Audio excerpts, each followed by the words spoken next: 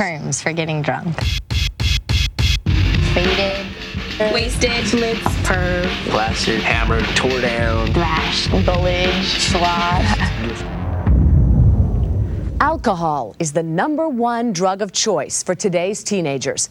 Despite the legal drinking age of 21, a 16-year-old in the United States is more likely to die of an alcohol-related cause than any other. Last year's prom, I drank a whole bottle of rum by myself. I've had plenty of competition drinking, and I've won every single one of them. It's the end of the school year. Chris and his buddy Brad are getting ready for their high school prom, an annual event notorious for drinking and getting drunk. About what all the kids are about to do. Drink as much as they can, get messed up as they can before they walk in there. My name is Mary Ellen, and I'm 17 years old. Part of the alcohol we're getting comes from my friend's parents. She just goes into their liquor cabinet, takes it out. Pumps the glitter on. I like it. All right. You're looking Lady Spit. My name's Manny, and I'm 17. My girlfriend's gonna be there, so I'm gonna try to not get as drunk as I normally would if I was only with my friends, because she doesn't drink. Thank you. Follow me! It's definitely better that parents don't know everything that goes on. They have an idea, but they're not even close. I'm not like addicted to alcohol. It's not something I have to have. Yeah, this is not strong at all. Something pretty bad would really have to happen to me or to someone I cared about for me to really change how I feel about underage drinking and drinking in general. Blow into this tube until I tell you to stop. 2 weeks after the prom, and sober, the teens get a chance to experience how alcohol affects their vision and coordination without actually taking a drink. One foot directly in front of the other, and your hands are at your side. Okay, hold on. First, they try walking while wearing drunk vision goggles. You think you're on the line? Do you think you're on the line? I can't even see. Next, they get behind the wheel of a specially altered car.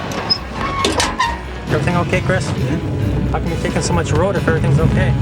The braking and steering on this Dodge Neon have been programmed to simulate the delayed reactions of an intoxicated driver. Now think of those cones in real life as being trees, mailboxes, parked cars. You know, real things that you'd be hitting, not just cones, right? Watching for pedestrians. Stop. Did You just hit a little kid. why did it hesitate to stop like that? That was for delayed reaction and alcohol? Now in real life, it'd be your reaction time that would change that much, not the car. Because you wouldn't feel any change or differences. In fact, you think you're actually doing better. But that's how much your reaction time would have slowed down.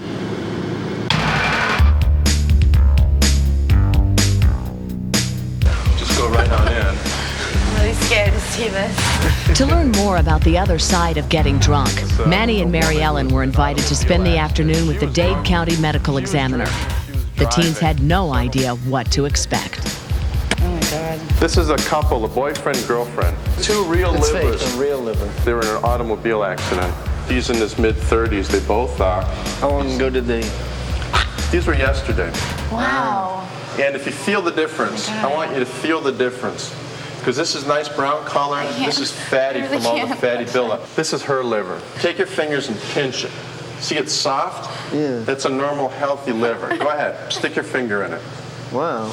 Now do this to this one. Go ahead, force your finger through. This one's hard. It's hard. How come? It's from the drinking. You get a scar in the liver, and that's part of the process of cirrhosis in an end-stage liver, which man is heading for pretty soon. Eventually, it's going to shrivel up even more, and it's going to stop functioning. You can't live without your liver. Other organs involved are your testicles, for example. The guys love this. They actually shrivel down nice and small. So is this person that had any alcohol in? She like never drank? No, she doesn't drink. She was just dumb enough to get in the car with this guy who was driving. They're both dead. Leaving the livers behind, Manny and Mary Ellen find out what would happen to them if they were admitted to the emergency room for alcohol poisoning. You make it nice and tight. And then depending upon your degree of cooperation, if you're able to sit up and drink, we give you this in a cup. I don't really No, have I to need a drink that scissor stuff, to do I? cut it. This is called charcoal, all right? And it will help absorb the poisons in So the, it's like in if the you alcohol. ate a bagel, maybe would that do the same thing? A bagel? Because you No. know you always hear breads and stuff absorb. Huh? Bread, You always yeah. hear bread absorbs alcohol. A bagel does not do the same thing. Would you like to try a taste? It tastes like washes. Huh? Drink it! Taste it. Go ahead, come on. Okay, well, let me explain to you what we do. Does she look good? Does she look nice? Does she look pretty? There's a sink over there. Go spit. Would you like to taste some? You sure? Look at your teeth and your tongue. It stays like that for hours. Here, just put the cup down. does? Yeah, there's a paper. Are you kidding? No, I'm not kidding. I'm being totally serious.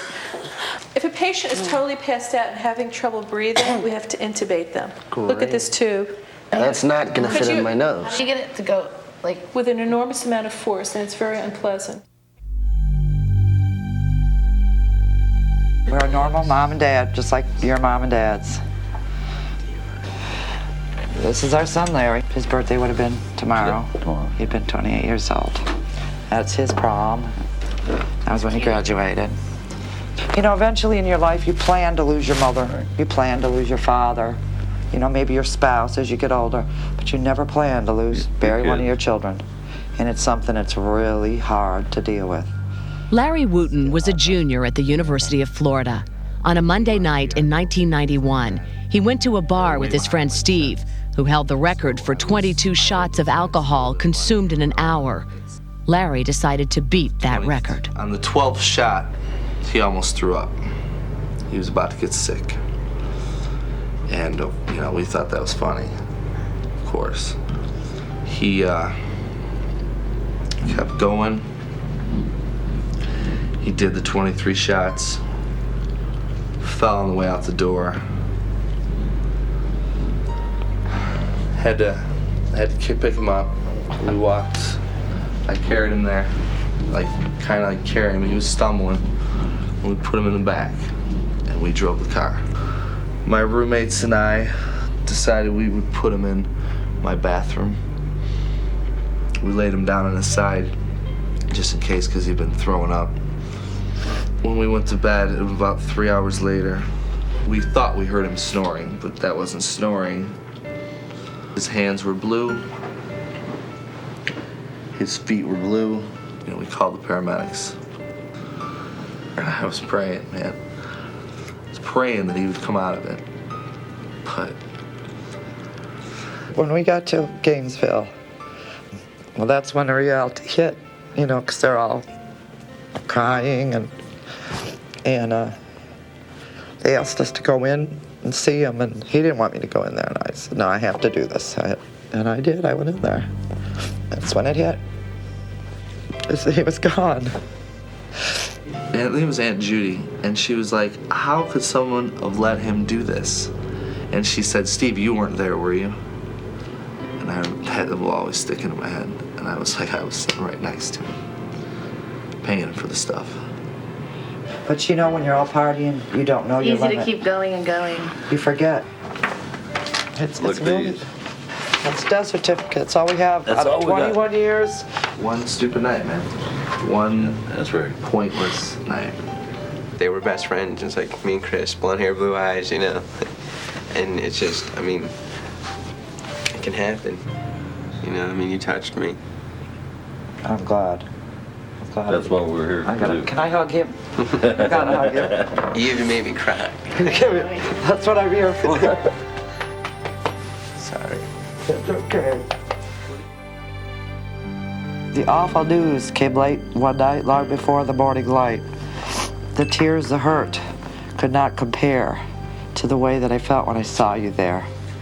I still don't know why this happened to you. My wonderful son with those eyes so blue. The hurt and the pain so deep in my chest only got worse when I laid you to rest. Son, you are safe now and in God's hands, and someday we'll see you in some other land.